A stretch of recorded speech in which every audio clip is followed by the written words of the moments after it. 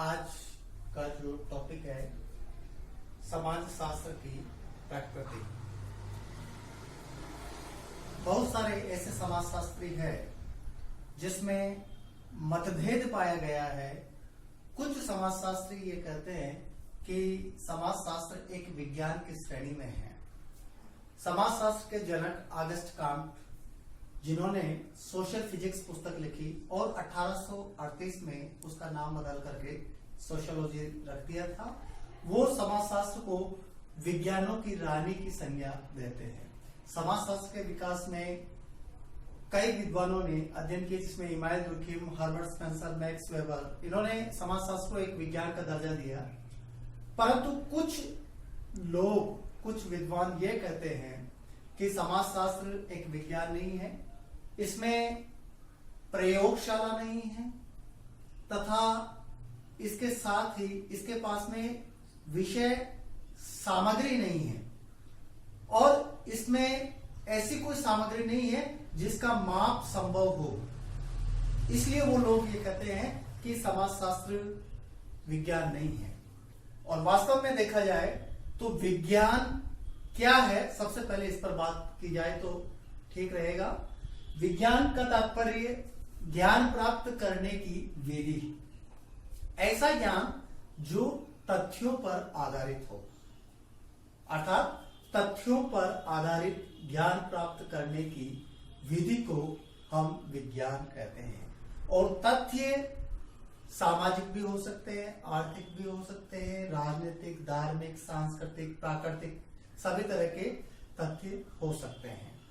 तो विज्ञान पर कई विद्वानों ने अपनी बात रखी, जिसमें स्टुअर्ट चेस जो है, उन्होंने प्रॉपर स्टडी ऑफ मैनकाइंड पुस्तक लिखी थी। प्रॉपर स्टडी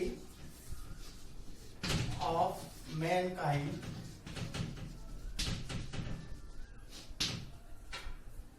उन्होंने ये लिखा कि समाजशास्त्र जो विज्ञान का अध्ययन करता है, लेकिन विज्ञान के बारे में अपनी बात रखते हुए कहा कि विज्ञान का संबंध उसकी पद्धति से है, न कि उसकी विषय सामग्री से।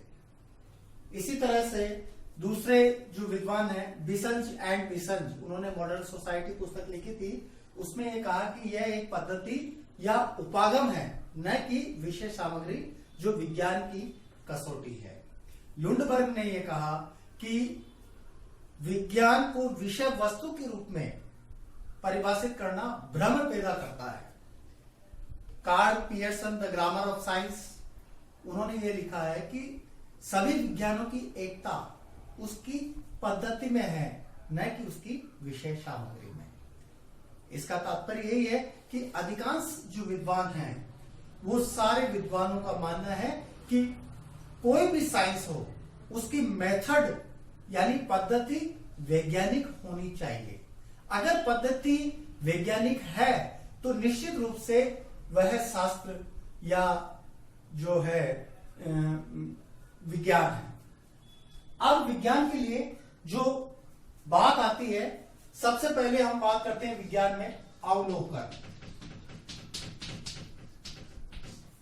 किसी भी विज्ञान में अवलोकन का तत्व होता है। अवलोकन इसका मतलब है देखना, जांचना, परीक्षण करना, वर्णन करना। गुटे एंड हेट ने मेथड्स इन सोशल रिसर्च पुस्तक लिखी, जिसमें कहा कि विज्ञान का प्रारंभ अवलोकन से प्रारंभ होता है और उसकी पुष्टि के लिए अवलोकन पर ही लौट आना पड़ता है। यानी अनुसंधान करता घटनाओं की जांच करता है, देखता है, परीक्षण करता है, अवलोकन करता है। दूसरी बात, अवलोकन के बाद आता है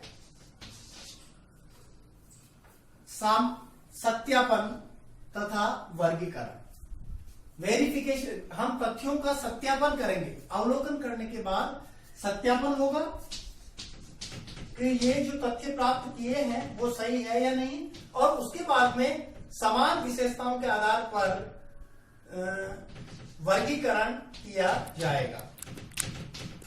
जब हम तथ्य संकलित करते हैं तो अलग अलग समान विशेषताएं जो रखते हैं आंकड़े, उन्हें वर्गीकरण में अलग अलग रूप में, जैसे मान लीजिए 18 हम व्यक्तियों का अध्ययन करते हैं तो 18 वर्ष के अलग, और 25 साल के अलग, 50 साल के अलग और 80 साल के अलग। तो ये वर्गीकरण कर दिया, इसको बाइफरकेट कर दिया। और तीसरा आता है सामान्यीकरण, जनरलाइजेशन। विज्ञान की बात सामान्यीकरण की है। विज्ञान में सामान्यीकरण का तात्पर्य जो घटना यहां घटित होती है और अगर वही परिस्थिति रहे तो वो घटना दूसरी जगह भी घटनी चाहिए। जैसे अगर हम ये कहें कि हाइड्रोजन के 2 अणु और ऑक्सीजन का 1 अणु मिलकर के पानी बनता है, आप विश्व में कहीं पर भी चले जाइए तो वह पानी ही बनेगा, कोई अन्य चीज नहीं बनेगी। इसको हम कहेंगे जनरलाइजेशन, सब जगह एक जैसा। तो विज्ञान में यह चीज लागू होती है सामान्यकरण की। चौथी बात आती है भविष्यवाणी।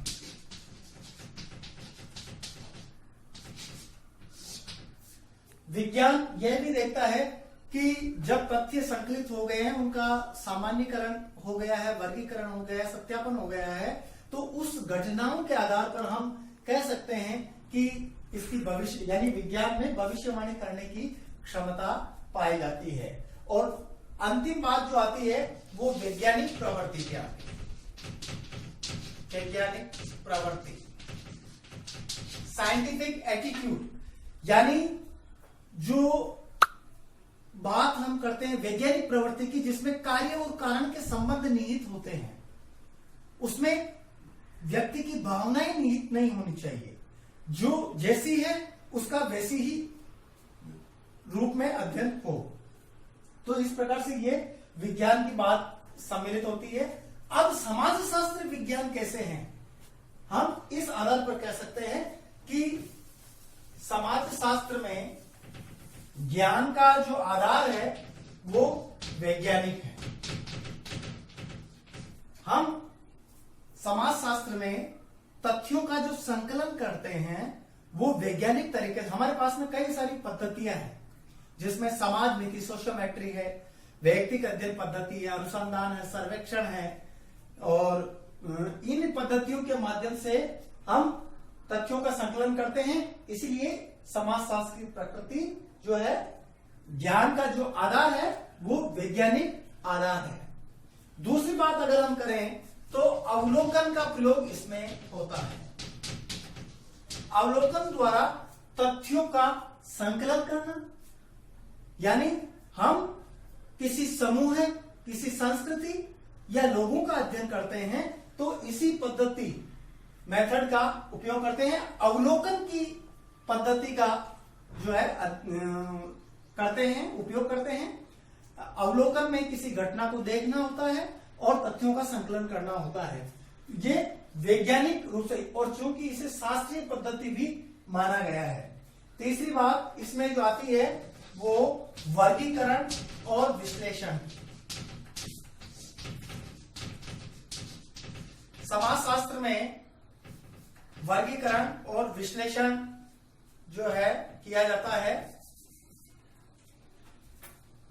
जैसा कि पहले विज्ञान की बात, वर्गीकरण यानी समान, हमारे पास में कई तथ्य सिलेक्शन यानी कलेक्ट किए हुए होते हैं, लेकिन वो सारे तथ्य असंबद्ध और बिखरे हुए पड़े हुए होते हैं। लेकिन एक वैज्ञानिक का दायित्व यह है, एक समाजशास्त्री का दायित्व है कि उन असंबद्ध और बिखरे हुए तथ्यों को क्रमवार वर्गीकरण के रूप में जमा दिया जाए, यानी उसकी विशेषताओं के आधार पर वर्ग में डाल दिया जाए। चूंकि समाजशास्त्र में वर्गीकरण और विश्लेषण की प्रक्रिया पाई जाती है। और चौथी जो बात है महत्वपूर्ण कि क्या है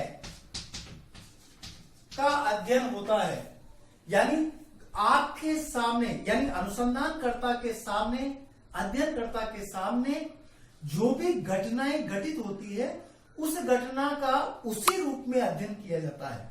उस घटना में व्यक्ति के या अध्ययनकर्ता के विचार उसमें सम्मिलित नहीं होते हैं कि ये अच्छी है या बुरी है, अच्छा और बुरा का कोई स्थान या क्या होना चाहिए, इन शब्दों का भाव इसमें सम्मिलित नहीं होता है, बल्कि जो घटनाएं जैसी घटित है उसका उसी रूप में अध्ययन किया जाता है। इसीलिए इसमें क्या है का अध्ययन होता है।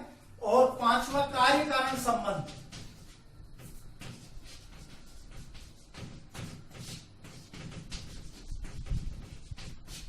कार्य कारण संबंध देखिए, कोई भी घटना घटित होती है तो वो ईश्वरीय देन नहीं होती है, उस घटना के पीछे कोई न कोई कारण अवश्य होता है। अगर हम ये कहें कि एक व्यक्ति आपराधिक प्रवृत्ति में संलग्न है, तो वो आपराधिक प्रवृत्ति में संलग्न है तो उसके पीछे कारण क्या है? क्या वह गरीबी के कारण कर रहा है? क्या ब्रोकन फैमिली के कारण कर रहा है? क्योंकि ऐसा नहीं कि गरीबी के कारण ही व्यक्ति अपराध करता, अमीर व्यक्ति भी आपराधिक प्रवृत्ति में संलग्न होते हैं। तो उसके पीछे जो कारण है उसको भी देखा जा सकता है। इसलिए कार्य और कारण की बात, इमाम दुर्खिम ने कार्य और कारण की बात के आधार पर द सुसाइड सिद्धांत दिया, यानी आत्महत्या का सिद्धांत दिया। कार्ल मार्क्स ने वर्ग संघर्ष का सिद्धांत कार्य कारण के आधार पर दिया था। और इसके बाद में छठी बात आती है सिद्धांतों की स्थापना। सिद्धांत की स्थापना, और इन सारी विशेषताओं के आधार पर समाजशास्त्र में सिद्धांत की स्थापना अनेक समाजशास्त्री C.H. फुले ने आत्मदर्पण दर्शन का सिद्धांत दिया, कार्ल मार्क्स ने वर्ग संघर्ष का सिद्धांत दिया है, इमाम दुर्खिम ने श्रम विभाजन का सिद्धांत दिया, आत्महत्या का सिद्धांत दिया है, और बहुत सारे ऐसे विद्वान हैं, हर्बर्ट स्पेंसर ने साम्यवादी का सिद्धांत दिया है।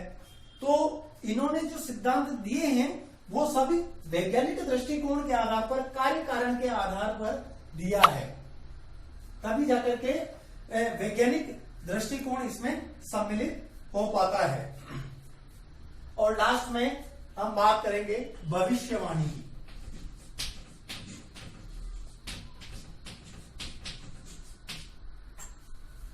कि समाजशास्त्र में भविष्यवाणी भी होती है।